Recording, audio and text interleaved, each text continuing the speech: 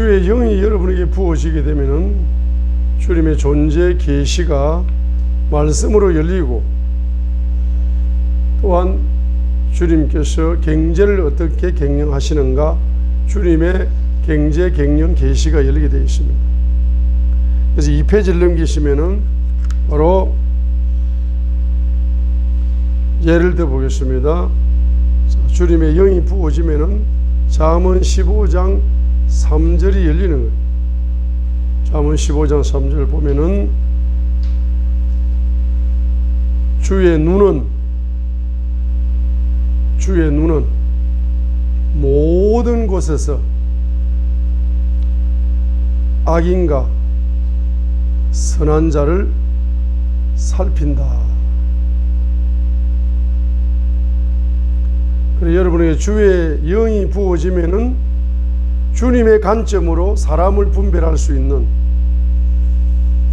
능력이 열린다. 사람이 사람을 분별할 수가 없습니다. 사람이 사람을 분별할 수가 없어요. 그런데 사람을 만드신 하나님은 사람을 분별할 수가 있습니다.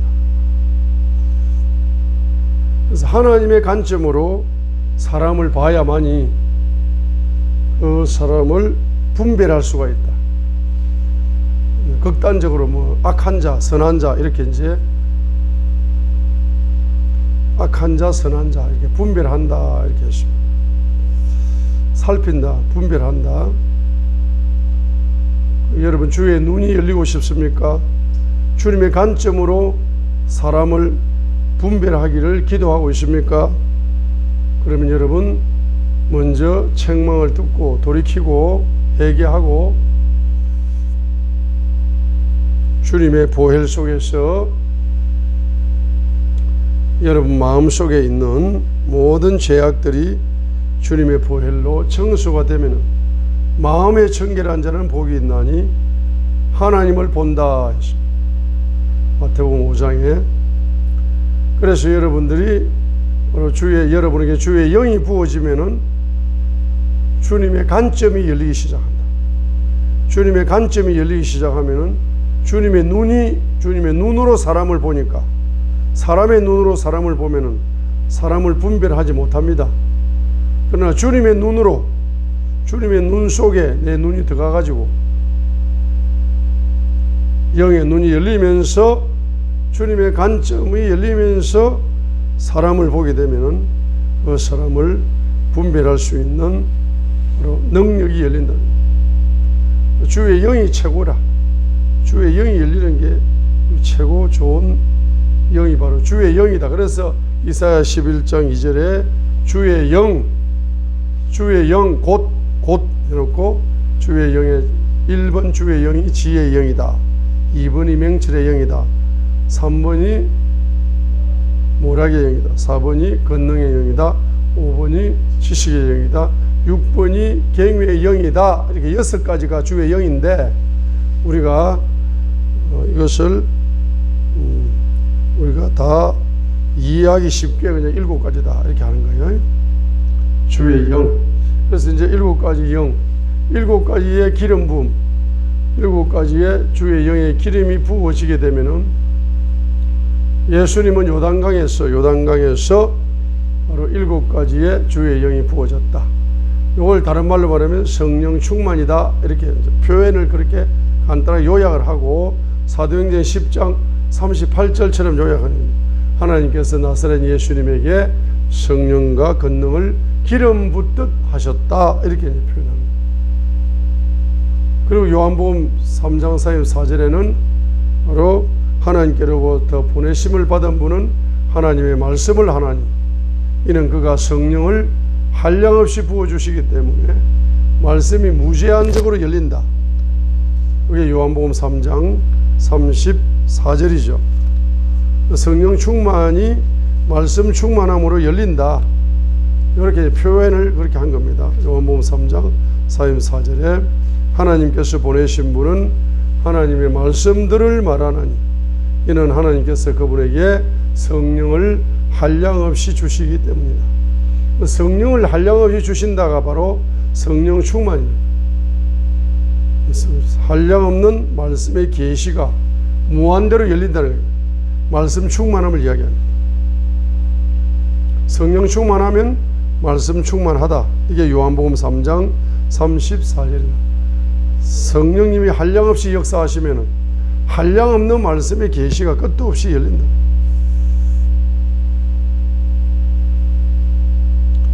자, 그래서 이제 제가 예를 들었습니다. 자, 두 번째 예를 들면은 잠언 15장 29절을 예를 들겠습니다. 여러분에게 주의 영이 부어지게 되면은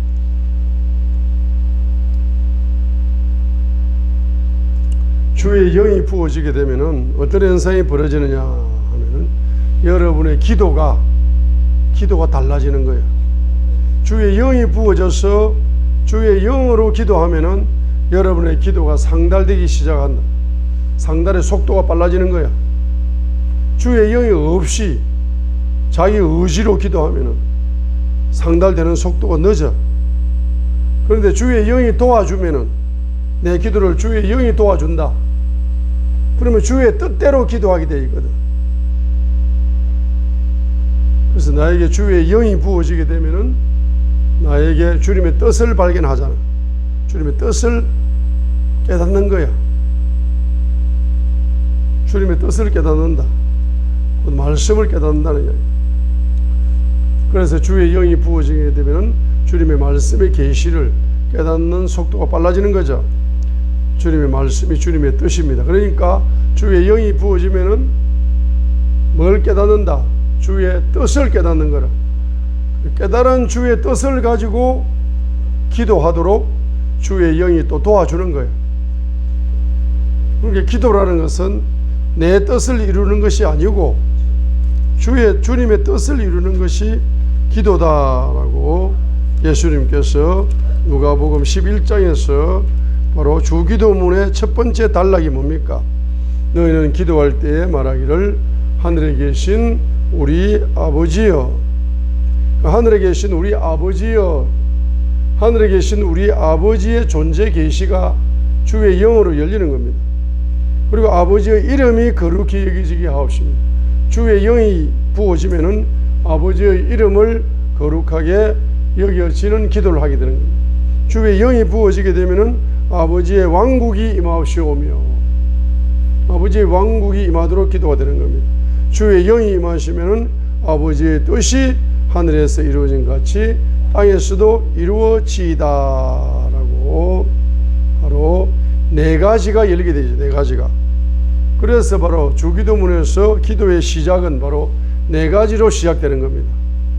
주의 영이 부어지면은 하늘에 계신 우리 아버지여, 아버지의 존재 계시가 열리고 아버지의 이름이 거룩히 여김을 받으시오며 거룩한 이름 계시가 열리고 아버지의 왕국이 임하시고 아버지의 왕국이 임하기를 갈망하는 기도가 열리고 그 다음에 이제 아버지의 뜻이 하늘에서 이루어진 같이 땅에서도 이루어지기를 원합니다 라는 이 주님 마음에 합한 기도가 열리게 되는 거예요.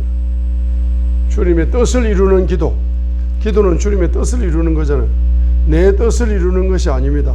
주님의 뜻을 이루려고 하는 것이 기도. 그래서 방언 기도는 뭡니까?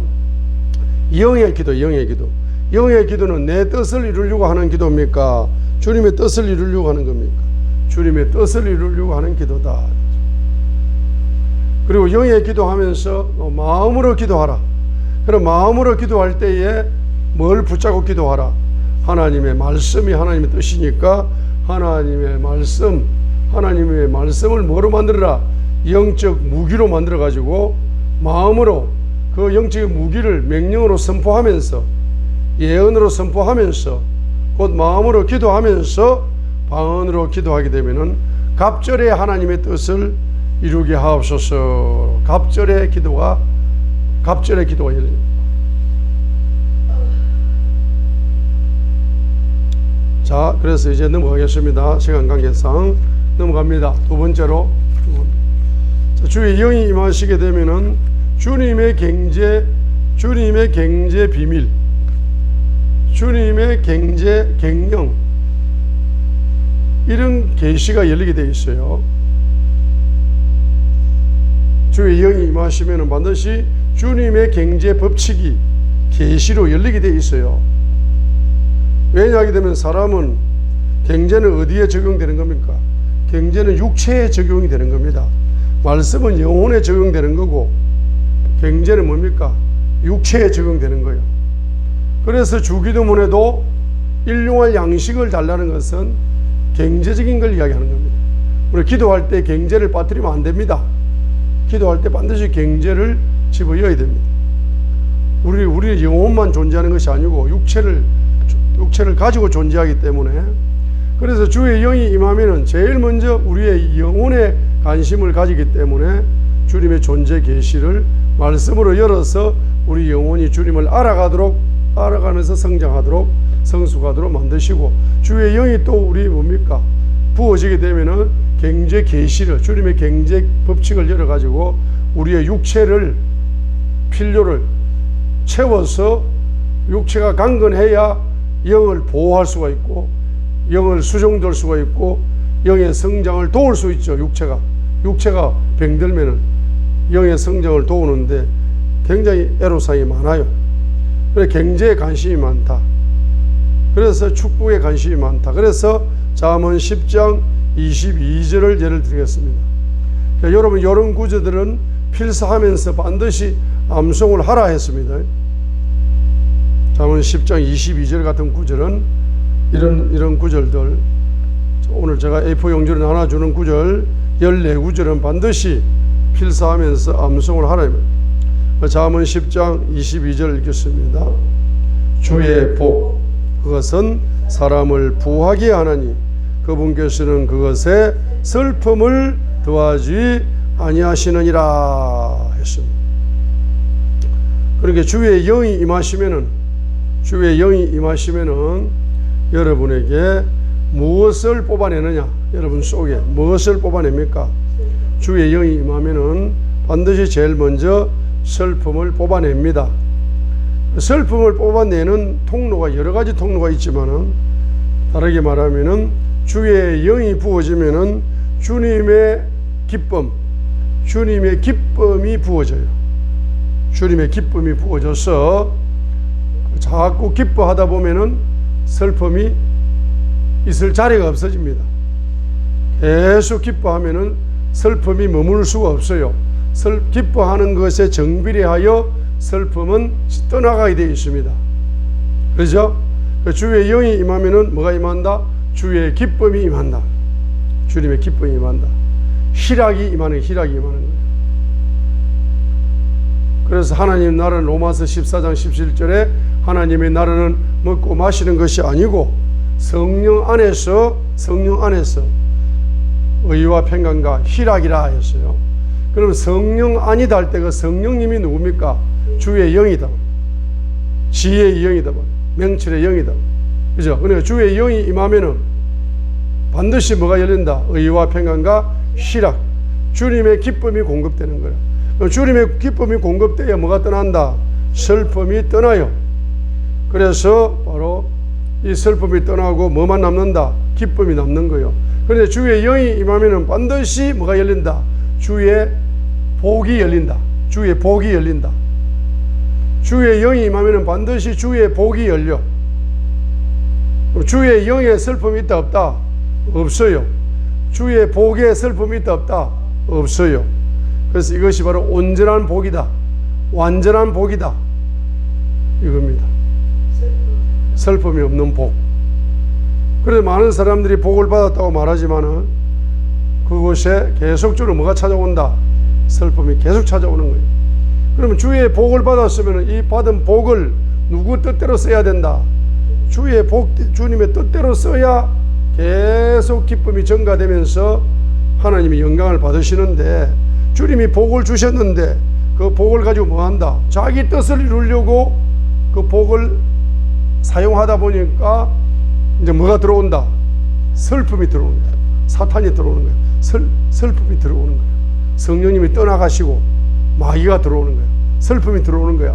그래, 주의 복을 받았다라고 이야기하다가 끝이 비극적으로 슬픔에 잠겨서 자살하기도 하고, 슬픔에 잠겨서 뭡니까? 쓰러지기도 하고, 슬픔의 노예가 되어가지고 우울증에 걸려서 되기도 하고, 주님이 복을 주셨어. 복을 주셨는데 그 복을 자기 뜻을 위해서 복을 활용하는 사람은 반드시 마귀에 잡히게 된다. 반드시 슬픔의 영이 확산되어져 가지고 그 축복이라는 그 옥토에 바로 뭡니까? 바로 슬픔이라는 가시등굴이 돋아나기 시작해 가지고 인생을 불행하게 만들어 버립니다. 그래서 이 땅에도 보세요. 이 땅에도 주의 복을 받았다고 말합니다. 경제적인 복을 받았다고 이야기합니다. 경제적인 복을 받았다고 이야기하지만은 실제적으로 경제적인 복을 받았지만은 나중에는 점점 이제 슬픔 사건이 발생해 가지고 그 경제 때문에 몰락하는 사람들, 그 경제 때문에 비극의 주인공이 되는 사람들이 얼마나 많은지 헤아릴 수가 없다 이 말입니다. 그래 반드시 뭡니까? 이 복이 주님으로부터 왔다라는 믿음을 가진 사람은 반드시 뭡니까? 그 믿음을 가지고 뭐 해야 된다? 주님의 뜻대로 그 복을 활용하셔야 된다. 주님의 뜻대로 그 복을 사용하셔야 된다. 주님의 뜻대로 그 복을 흘러보내야 된다.